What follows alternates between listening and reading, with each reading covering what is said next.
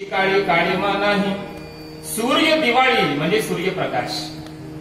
दिवाळी दिव धातू आहे, त्याचा अर्थ दिवा, आणि आळी म्हणजे पंक्ती म्हणजे समुदाय.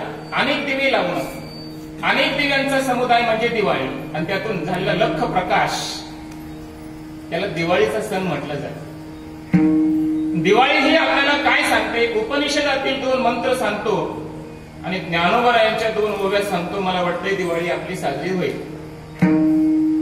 उपनिषद आम्हाला सांगतात, ऐका. तमसो मा ज्योतिर्गमय, असतो मा सद्गमय, मृत्योर्मा अमृतम गमय. आम्हाला शास्त्र सांगतं अंधाराकडे जाऊ नका. तमसो मा ज्योतिर्गमय, प्रकाशाकडे जा. सिद्धांत आहे अज्ञानाच्या अंधारामध्ये राहू नका, ज्ञानाच्या प्रकाशात या, विवेकाच्या प्रकाशात या. उपनिषद आम्हाला सांगतात असतो मा, असद आचरण करू नका, खोट्याकडे जाऊ नका, भ्रष्ट जीवन जगू नका. सद्गमय, सत्य जीवन जगा, खरं वागा. मृत्योर्मा, मृत्यूकडे वाटचाल करत जाऊ नका. अमृतम गमय, मी अमर कसा होईल याचा विचार करा, अमरत्वाकडे वाटचाल करा. ऐका, आपण प्रत्येक क्षणी संसाराचं चिंतन केलं, विषयाचं चिंतन केलं तर आपण क्षणोक्षणी मृत्यूच्या मुखात जातोय.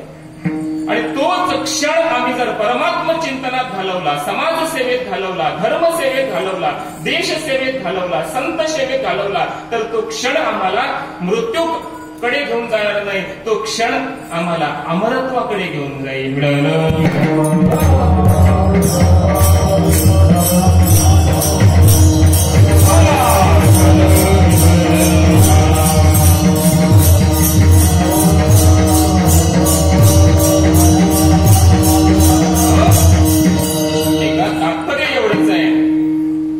क्षणोक्षणी मृत्यूकडे जाण्यापेक्षा क्षणोक्षणी ते क्षण आपण अमरत्वाकडे जाण्यासाठी उपयोगात आणा, असा उपनिषदांचा संदेश आहे.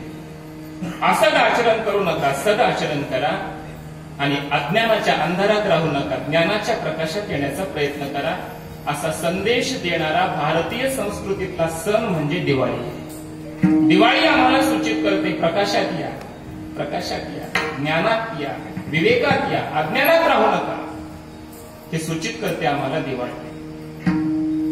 आणखी एक मंत्र सांगेन, ऐका. एक ऋग्वेदामध्ये मंत्र आला, संगच्छध्वम संवदध्वम संगो मनंसि जानताम देवाभागम यथा पूर्वे संजानाना उपासते. संगच्छध्वम एकत्र चला, संवदध्वम एकत्र येऊन चर्चा करा, संगो मनंसि जानताम एकमेकांची मन जाणून घ्या. हा संदेश आम्हाला दिवाळीचा सण देतो. आम्ही दिवाळीला एकत्र येतो.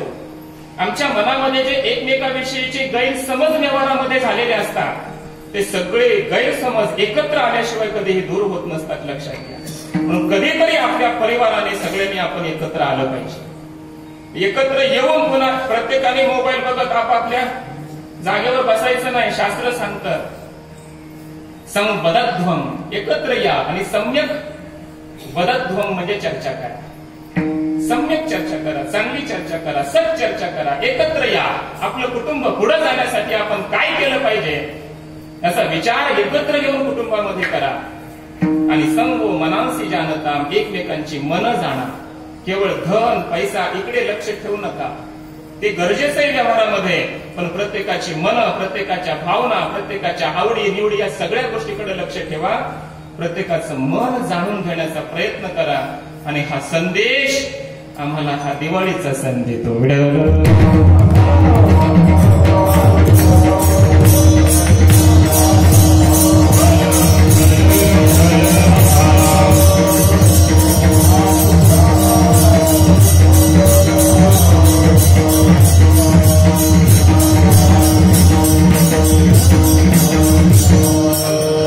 ज्ञानेश्वरीतील 2 ओव्या देतो. ज्ञानोबराय सांगतात, मी अविवेकाची काजळी फेडोनी विवेक दीप उजळी, तै योगिया पाहे दिवाळी निरंतर. अविवेकाची काजळी फेडोनी विवेक दीप उजळी, तै योगी